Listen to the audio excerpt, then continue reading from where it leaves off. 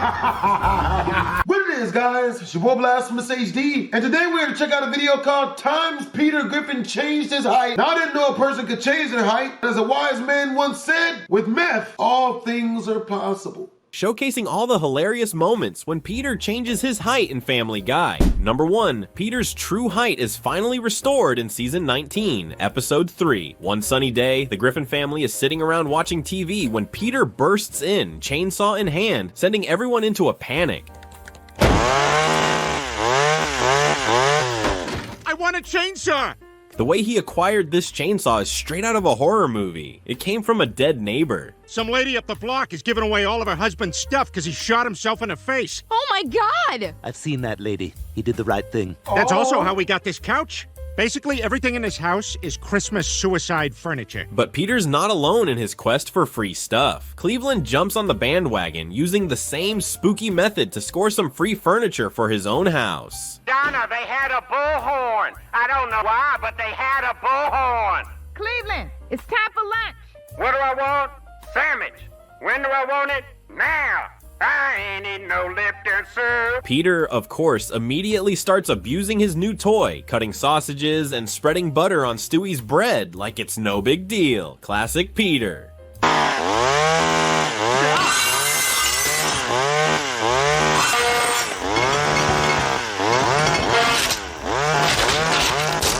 There you go. Eat up, little guy. In his continued quest for mischief, Peter starts making wood sculptures, including one of Willem Dafoe. Of course he does. Wow, it's Willem Dafoe! That's right. Since Willem Dafoe has more bones in his face than most people have in their entire body, he's perfect for carving because the angles are so sharp. It's beautiful, Peter. When bedtime rolls around, Lois is almost driven to madness when she sees the chainsaw still running, billowing smoke right next to the bed. Peter explains that he has to leave it on because it's difficult to start, comparing it to the frustration of wrapping things in plastic wrap.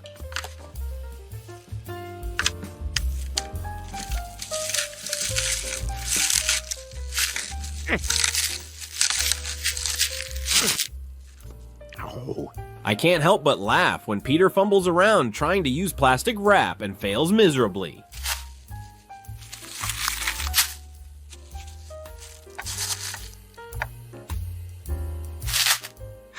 Perfect. Can't wait to throw that out in 2 weeks. The next morning, Peter decides to use his chainsaw to hollow out a tree in their yard, causing a massive racket that freaks out the whole family.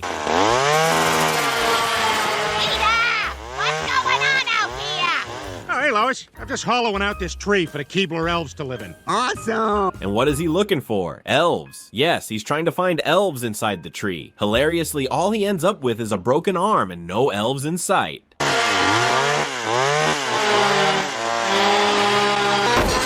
Oh, my arm! Oh, son of a bitch! At the hospital, Dr. Hartman checks Peter out, starting with a reflex test. Well, if it's your elbow that's bothering you, we should start by checking your reflexes. Ah! Okay, they seem all right. After a thorough examination, the diagnosis is in. Peter has chainsaw elbow, and Dr. Hartman explains it through a video starring Tommy Lee Jones. Congratulations on suffering from the coolest arm ailment there is, chainsaw elbow. As a celebrity dick, it's always been my passion to own a ranch in a low-tax state that I list as my primary residence. This famous actor overworked his arm and got injured, just like Peter. But hey, think about the problems his boyfriend had to deal with. I'm out in the field cutting firewood for a staged Instagram post.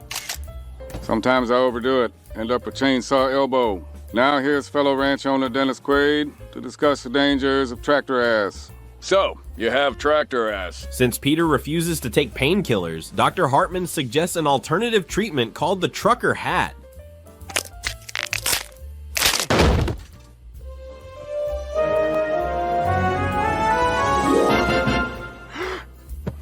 Holy crap, what happened? After some time, Peter's true height is restored, and Dr. Hartman congratulates him, mentioning a few side effects. Well, I think we simply found your true height. Before years of poor posture and wear and tear crushed your spirit and your spine. Wow. At the clam, Peter's friends are absolutely stunned when they see him towering over everyone. Whoa, Peter, what happened? Did you tease that witch again? No, I got a back adjustment. Turns out I've been this tall all along. You don't say. Well, that's amazing. They're so curious about what it feels like to be tall, and Peter shrugs it off, saying it's pretty normal, except in the bedroom, where it's a bit awkward. I'm so sorry. You two keep going. I'm gonna clean this up. Peter and his friends attend a fair, but Peter is too busy texting to pay attention. Quagmire, annoyed, tells him to put his phone down. Hey, Peter, would you get off your phone? Sorry, young girls keep killing each other because they think I'm the Slender Man now. Like, are you telling them to kill each other? It's just a goof. Later, they all hop on the Ferris wheel, and Peter is having a blast. However, due to his newfound height, he accidentally kicks people around him. Oops. What the hell? My bad. Now, who's doing that? It's that jerk up there. It's Slender Man! Kill yourselves. Peter! Come on, it's just a goof. After some time living with his new height, Peter realizes it's not all it's cracked up to be and wants to go back to his old self. Luckily, Lois comes to the rescue. The female power to belittle is such that the recipient can physically shrink in stature. That's why husbands and wives are the same height in old age. Lois, berate me. In a highly satisfying moment, Lois unleashes years of pent-up frustration, verbally tearing down Peter until he's back to his regular size. Appearance. Intelligence. Penis size. And another thing. But Peter's such a disaster that Lois has to reduce him to tiny human proportions, like a walking punchline. Well, Lois, you are a master. Number 2. Peter is 6 feet 3 inches in season 11, episode 9. So here's the deal. The story kicks off with Chris standing in front of Mrs. Donovan and the whole class, reading his terrible essay aloud. The first thing that Mrs. Donovan does when she gets home from school is put on sweatpants. Then she eats a whole tube of cookie dough, but she must be allergic to it because there are tears coming out of her eyes, and she always throws up right after. The content is so dreadful that Mrs. Donovan asks him to stop mid-sentence. Chris, in a panic, responds by saying, "I'm not Nathaniel Hawthorne, okay?" Nathaniel, what are you doing? Just ruining 9th grade for everyone. Then the principal calls Peter and Lois to his office to tell them that Chris has been causing quite a bit of trouble in school. In fact, just yesterday, he tried to pass this drawing off as his advanced art project. Oh my. I'm very embarrassed. Well, someone should be. Lois starts to worry about what will happen to Chris if something happens to them. Of course, with Chris's level of dumb, we're looking at a pretty hilarious future. Ooga chaka, ooga, ooga, ooga, I can't stop this feeling deep inside of me. As Peter and Lois are discussing their son's, let's say, charmingly unique intellect, somehow Chris overhears the entire conversation and gets seriously mad. You're making fun of me!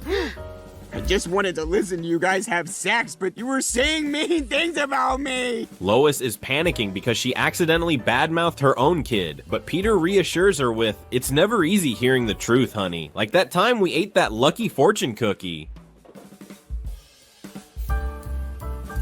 What does it say, Peter? Just something about perseverance. What does yours say? It says I'm very creative.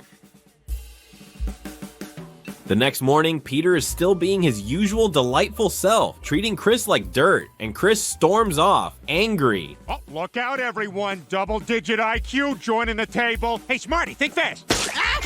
He knows it's hot, because he's smart. I don't want to talk to you guys. You called me an idiot. Lois, in an attempt to mend things, prepares a list of summer camps for Chris to choose from. But when Chris sees the options, he's not impressed. Peter, ever the optimist, tells him, "Summer camp's only fun if you make an effort." That's how it was during World War II, right? Don't suppose it would help to say I have a note from my doctor. Get in there, you. Not sure that's a great analogy, Peter. After reviewing a few more options, Chris decides he wants to go to space camp. Lois is concerned that with Chris's level of, let's say, intellectual enthusiasm, he won't learn much there. But Chris is determined, and they reluctantly agree, hoping it'll at least make him happy. You guys are the best parents ever! Would you excuse me a moment? These are mine now. Oh, honey, when we accepted those mugs, we knew this could happen. When they arrive at NASA, Lois, being the voice of reason, tells Chris to reconsider since it might be hard for him to fit in. Peter chimes in, "I had the same problem when I joined the Boy Scouts, but hey, I turned out fine." At no time were the campers and Mr. Griffin naked simultaneously. They merely engaged in horseplay. Did Mr. Griffin sodomize the boys? Mr. Griffin vehemently denies all allegations. Right, Peter. You're totally the poster child for success. Inside NASA, Peter is drawn to a mysterious room labeled Sensory Deprivation Room, clearly intrigued by what could possibly be going on in there. Oh, cool. Hey, come on, Brian, try it with me. Things got crazy so fast! Meanwhile, Brian stumbles upon a spacecraft that's still operational. When he asks about it, he's told that they keep one running just in case they need it, whether it's to assist with a satellite malfunction or to deal with some overdramatic Italian guy who insists on blowing everything out of proportion. I swear to God, Johnny, I've had it up to...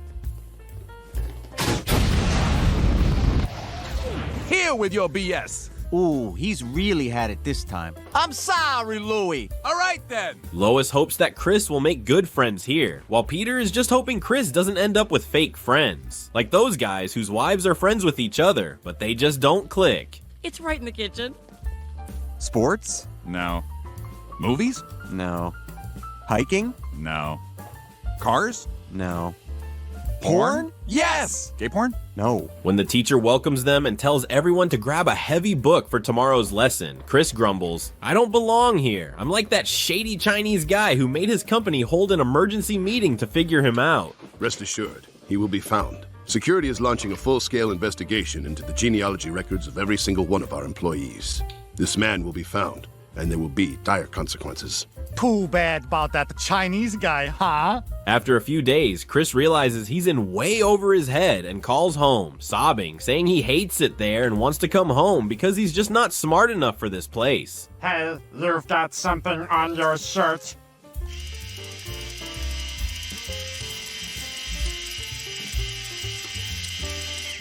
Joke complete. Just in time, Peter also calls Lois to ask for help. Everybody's so mean, and there's this one guy who follows me around and calls me fat. Well, I suppose Hang on, honey, I'm getting another call. Hello? Hey, is Fat Ass home yet? Put him on, I want to talk to him. The next day, the Griffins go to pick up Chris. He apologizes nonstop for making the wrong choice, and Lois reassures him it's okay, everyone makes mistakes, with Stewie nodding in agreement and recalling the time Peter brought home an older woman. I'm worldly. I'm fun. This ain't mileage. This is experience. Not interested. Listen, just so there are no surprises, don't be scared. My stuff looks like someone spilled an apple pie in my lap. Ugh, yuck. Before they leave, Chris takes them on a tour of the spaceship. Everyone is in awe, until Stewie, being Stewie, accidentally hits the launch button, sending the spaceship into orbit. Everyone panics, except for Brian, who sticks his head out of the window, thoroughly enjoying the view. You know what? You only live once. I am sticking my head out the window. Yes! This is the best version of whatever's so enjoyable about this! Stuck in space, Peter worries that if they're stranded up here forever, he's going to miss the clam, while Stewie just hoped he would never have to see the waiter who fancied himself as a comedian. Yes, I'd like the chopped salad, please, and could I get no onions on that? I've got a few connections in the back. I'll see what I can do. Yeah, that's funny. If there's one onion on that salad, you can forget the $1.80 tip you need to live. Thankfully, the spaceship is on autopilot, so NASA is working on a way to bring them back to Earth. The Griffins are now famous, but their house has been taken by Consuela. Griffin dead? I take. No, they might be dead. They also might still be alive. He's okay. I take. Despite the crisis, Peter remains oddly chill, taking in the view of space while watching a funny video. Damn it.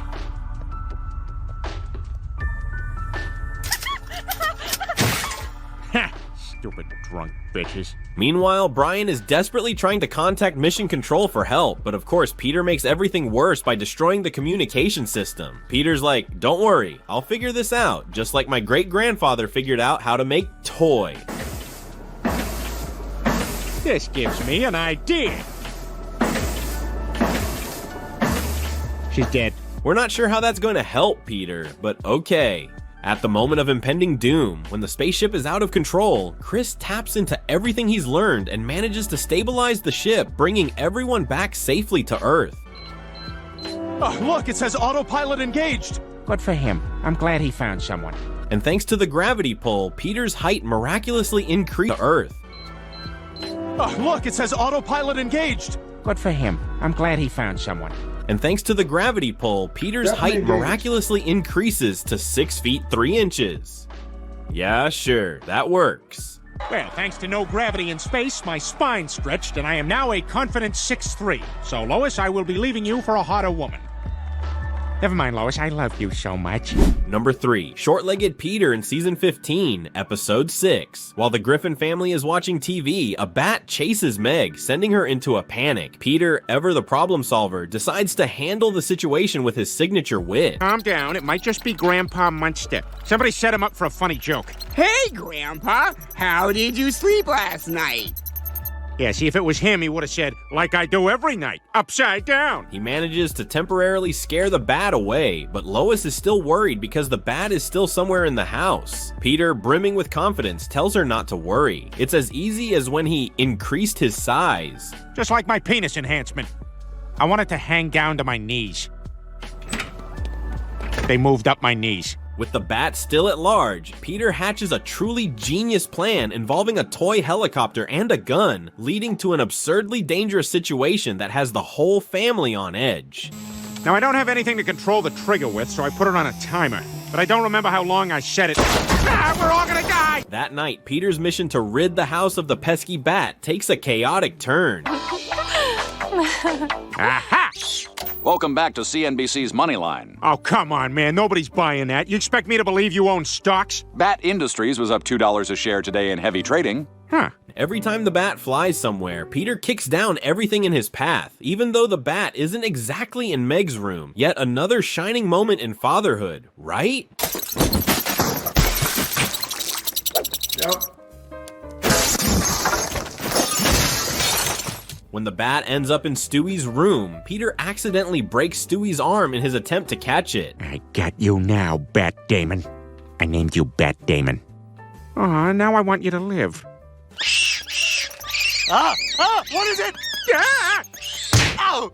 Lois scolds him, but Peter claims it wasn't on purpose, just a case of his hands being faster than his brain, much like the time he slapped hands with a street sign and Derek invited him to join a prayer camp. His name was Derek, but he went by the Prophet when times were good, or the Lawgiver when times were bad.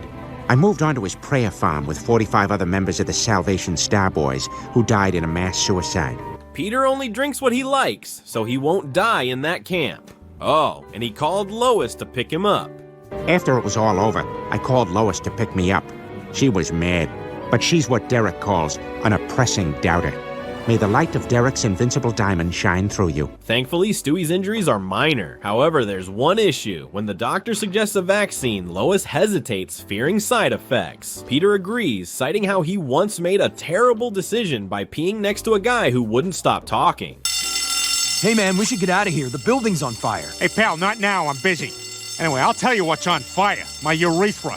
That's the last time I go to a water park, I'll tell you that much. It's ironically hilarious when Peter realizes he's the one talking too much and ends up burned.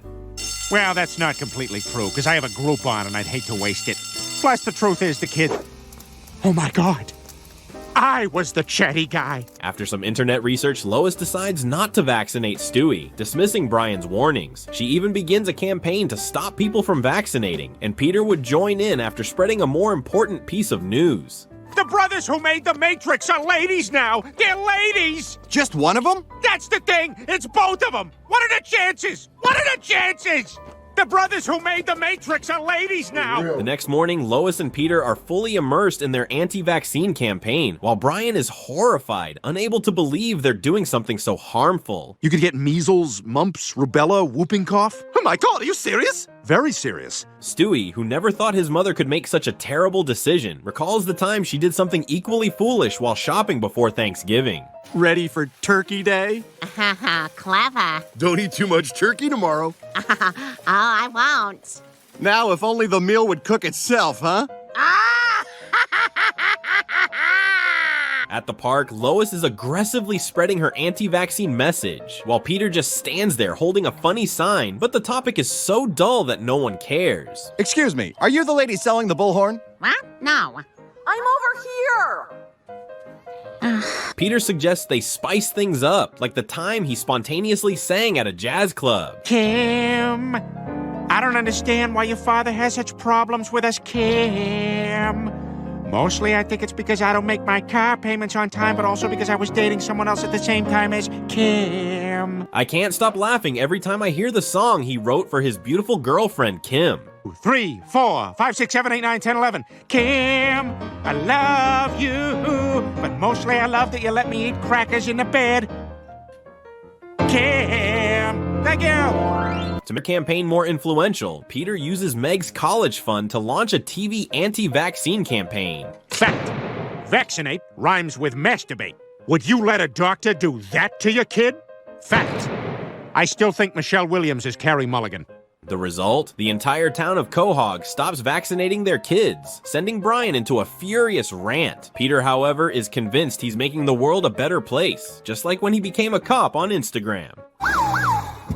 Sorry, lady, gotta crop the church.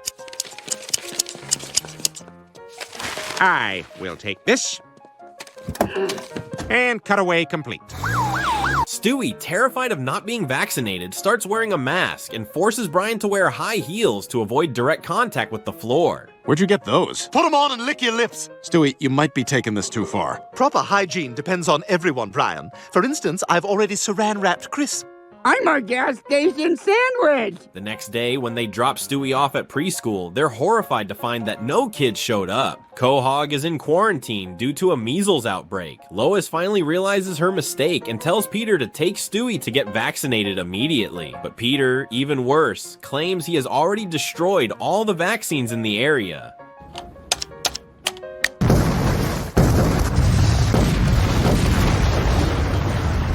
All right, what else did I have to do today? Ah, yes, overdose in my apartment. I better get home. Cue Peter's karma moment. He contracts the measles, and Stewie fears for his life, worrying he'll look worse than John Goodman if he catches measles. I've got your EKG here. How does it look? Well, it spells out pancakes. Oh, okay, so same as last time. I'm recommending you go on a strict diet immediately. John decided against dieting and instead used 2 horses to help him move around. Unbelievable. Horses that make it look like I can walk? Take me to Hollywood! Peter, now bedridden, entrusts Meg with the family legacy. You must carry on my legacy. Promise me you'll crop the churches. Crop them, Meg!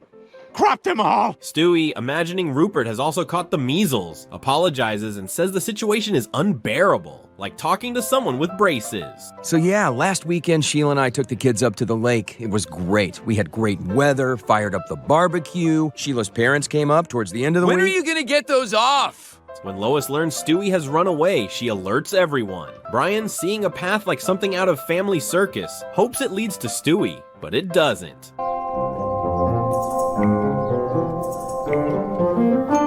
It's just Billy. He died of measles. As Stewie tries to leave town, he meets a future version of himself who advises him to leave, but it turns out he's just there for the glue. Okay, I'm really here because I know you have glue.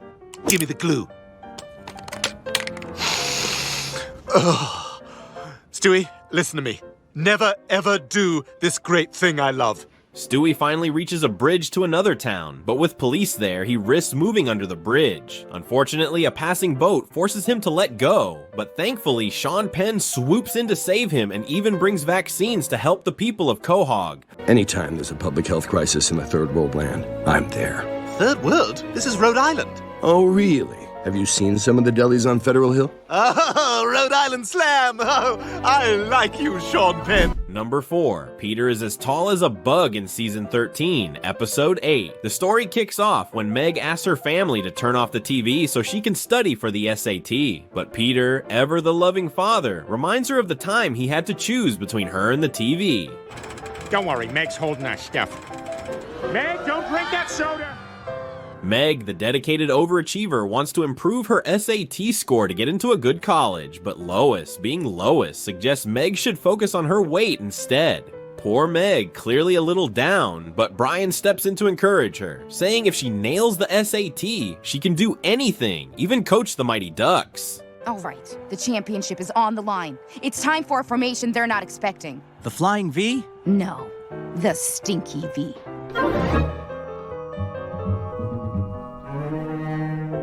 At school, Meg's fretting over the SAT when her best friend suggests she find someone smarter to take the test for her. Meg considers asking Neil, the nerdy Jewish guy, but he's busy with his body maintenance.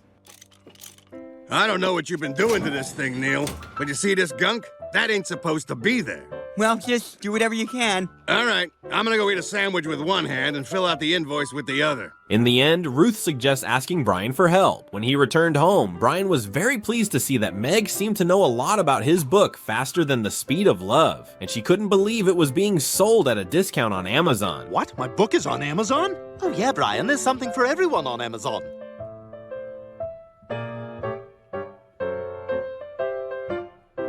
Literally something for everybody. Seeing Brian so happy, Meg took the opportunity to ask him to help her with the SAT, and since she liked his book, Brian agreed to be there to assist, much like a British officer in the 1960s. Officer, me child's been kidnapped! Calm down, ma'am. It's all under control. I've got a whistle, a cloth helmet, a key to a coal box, a soft rubber truncheon, and a map of the city. The officer was of no help at all. Instead, he handed over a court summons to the poor mother. Please hurry! I don't much like your tone. That's a tiny pencil and pad citation for you. Brian, who clearly has no idea what he's getting himself into, dresses up as Meg and heads to school to take the test. My locker. Meg, I thought we were going to try to work on that. And somehow he manages to sneak into the test room, chatting like he's in a room full of his closest pals. I guess that's what happens when you're as invisible as a guy without a mustache in Lincoln's cabinet. I want to win this war, and I want to do it fast. Ideas? We should meet the rebels head-on in Virginia. Yes, and use our ships to block their supply chains. We could also use our troop advantage to outflank them in the west. What did that baby just say? To make it funnier, Peter shows up to cheer for Meg in his usual ridiculous way. For luck, Meg. We're all rooting for you. Fast forward to the results. Meg's devastated to learn she got the lowest score in class. That's not possible. Brian's stupid! I must alert the townsfolk. Naturally, Chris mocks Brian and rides off on a horse to deliver the news to the town, but forgets his announcement halfway there. Yeah! Fly, Artemis, fly! Hark, townsfolk! Brian, oh, damn, what was it, Brian? Typical Chris. Meanwhile, Brian's feeling like the biggest fool on earth, but Peter reassures him that being an idiot isn't so bad. After all, you get to drink beer and party like it's the jazz age. No TV, movies suck. I'm here with my gal. Shake your hands, kick around. Wear a suit to breakfast. Underwear that laces up. All girls have a guy's haircut. Peter drags Brian to a demolition derby, where Brian, worried about potential injuries, learns an important lesson. If you're going to be an idiot, you have to constantly blame everyone who thinks they're better than you and send emails that nobody will ever read. You know this one's funny because there's 7 fonts in 12 colors. Dad, I just got this hilarious email. You gotta see this. Chris, I'd love this. Brian, taking notes, quickly becomes an expert in the art of stupidity. And Peter, thrilled, says Brian's a natural, even more so than a centipede among millipedes. Well, what should we do today? Let's try on 1,000 shoes. Wait a minute. Cut this part out.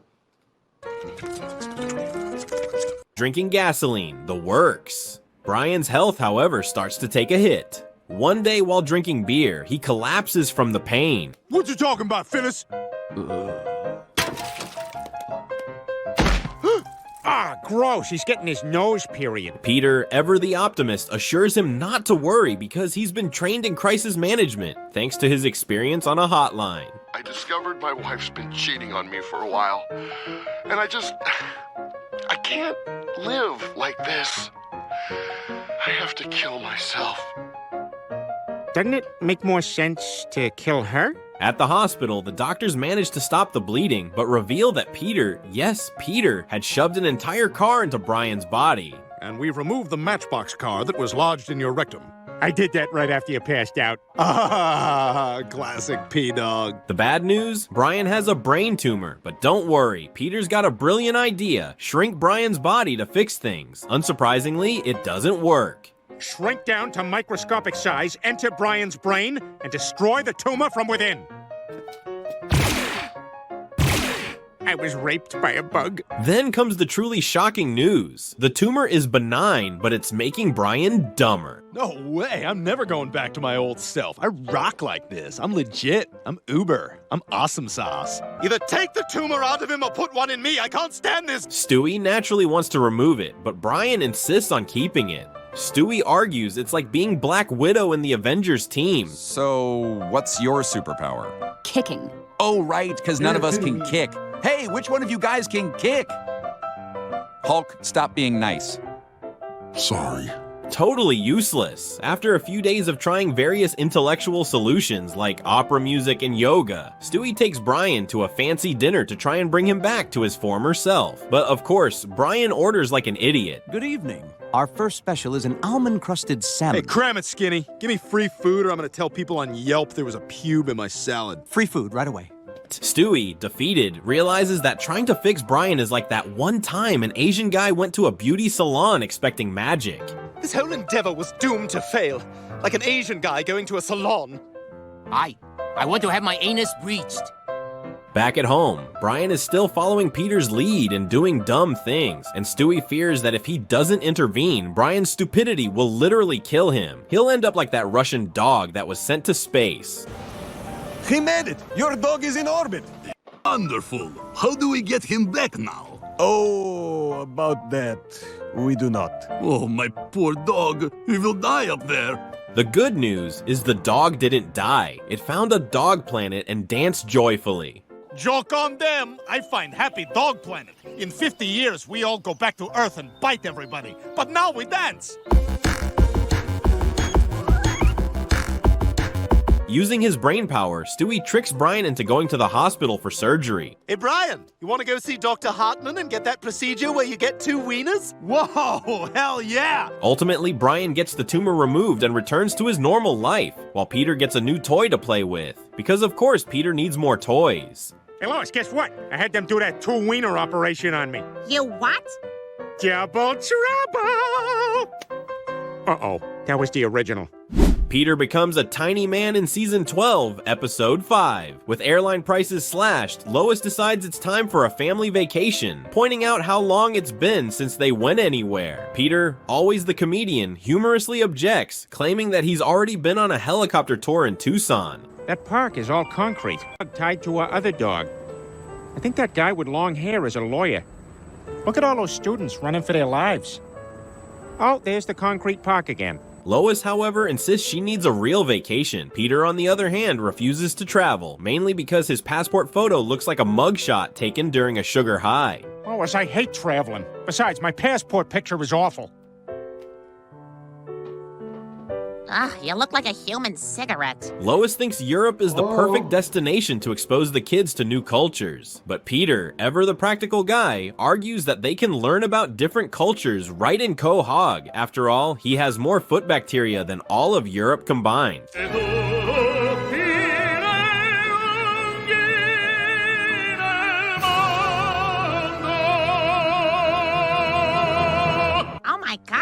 I got ringworm too, but it's not classy like this. With that logic in mind, Peter drags the family to the Quahog Science Museum to experience culture, but quickly loses interest.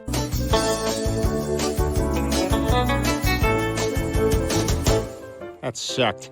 Then, in a moment of cultural enlightenment, Peter points out that their town has something Europeans don't. High school football. See? He says, when your team loses, you don't just sulk, you wait in the parking lot to beat up the referee. What part of Eatonville you from? Oh, West Eatonville. Oh, really? West Eatonville? You know Bob Hanley? I'm Bob Hanley. No kidding. Bob, it's me, Peter Griffin. Oh, my God. How the hell are you? He spots a familiar face, but in true Peter fashion. Instead of stopping, he continued punching. Next, Peter introduces Chris to Hanley, because what's more culturally enriching than a buddy named Hanley? Hey, Chris, get over here. You gotta meet my buddy, Bob Hanley. Hi, Mr. Hanley. I'm Chris. I heard a lot about you, sir. Lois, determined not to miss the budget-friendly airline deal, buys tickets for the family to Italy without Peter's consent. She tells him they're going to a water park. Okay, everyone put the sunblock on now, so when we get off the plane, we go right to the park. Wait, why are we on a plane? Peter, we're not going to a water park. We're going to Italy. What? Lois, trying to calm him down, sweetly says, "Italy is the most romantic country in the world. We need a little romance in our marriage." Peter is completely confused. What? Romance? We just played role-playing last night. Did you like that game of Mysterious Intruder, Lois? I told you, I don't know who you are, and my name isn't Lois. Mine is. Let's do it again. Upon arriving in Italy, Lois wants a romantic evening with Peter, but he's adamant about staying home to watch TV, until the remote, as always, becomes his worst enemy. Stupid remote's not doing anything.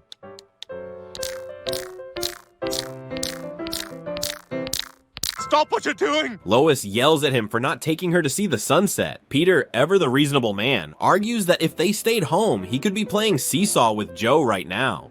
Yay! Well, I guess we're stuck. Hang on, let me empty this bag. Yay, gross. Frustrated, Lois decides to leave Peter and enjoy some romance with an Italian guy. Peter naturally chases after her. Meanwhile, Chris is at home, learning the wonders of clogged toilets. I got a little blockage. I break the poops up in a little chunks. I wish I had someone special to share this with. Peter can't stop Lois from going out with the Italian, so he lies down in despair and falls asleep dreaming of Dean Martin, who gives him the brilliant advice: show her some Italian charm. Now, if you'll excuse me, I'm gonna ride this rigatoni into the sky.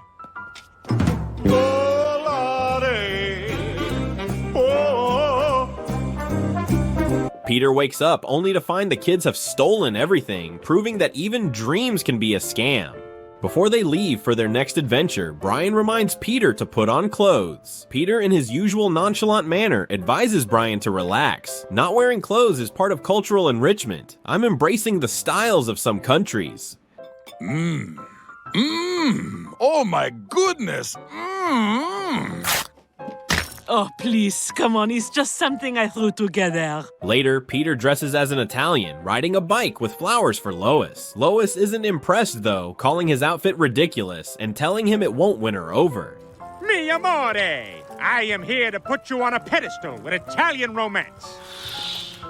Undeterred, Peter switches to love slap mode, but on the third attempt, he accidentally slaps himself, triggering a bizarre Italian custom. He has to kiss himself. This causes him to shrink down to a comically tiny size.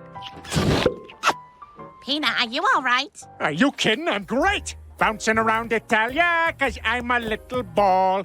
I can fit wherever, 'cause I am really small. Then, Peter convinces 20,000 football fans to help him create a romantic message for Lois. Peter! Oh, they missed a letter. After a romantic boat ride, Lois forgives Peter and things go back to normal. But Peter being Peter, he decides to do something crazy. He burns the entire family's passports so they can stay in Italy forever. We're Italian now. What? Are you kidding? Well, if we're going to be Italian, I guess we should start murdering our brothers. Where are you at? You break my heart, Chris. You break my heart. A month later, Lois starts getting tired of Peter's decision, especially since he hasn't made a single euro to pay the bills, and the kids aren't exactly thriving at the Italian school. Look at these big ones. Rat-ta-ta-ta-ta, rat-ta-ta-ta-ta, rat-ta-ta-ta-ta. Is this calculus? I don't know. Rat-ta-ta-ta-ta. Even Brian agrees that they can't survive like this because most of Peter's income goes straight to the mafia. Stiamo cercando Tommaso Manfretti. È scappato dalla famiglia. E chiunque cerca di nasconderlo si troverà nei guai seri. Lois finally decides it's time to go home, but Meg refuses because she's dating an Italian guy who Peter is very curious about. He gathers coins from the air by jumping on mushrooms. What's so hard to understand? Mario Brothers? Hey, Meg, let's go a two-player. I got the Luigi here, huh? Hey, Meg, Mario said you were into a weird stuff. The family heads to the embassy to get their passports replaced, but things take a turn for the worse when Peter not only cancels the passports, but also renounces his US citizenship.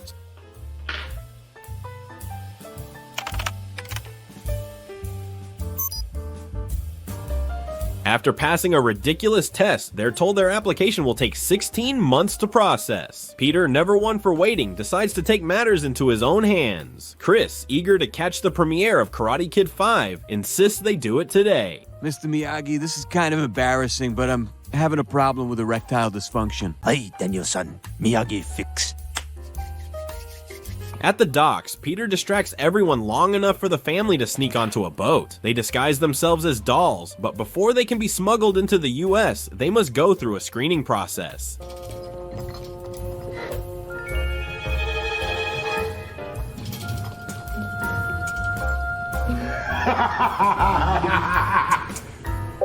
During the screening, Peter bursts into tears, while Stewie, the ever-confident and slightly dramatic, demands to be tested, but is sadly denied.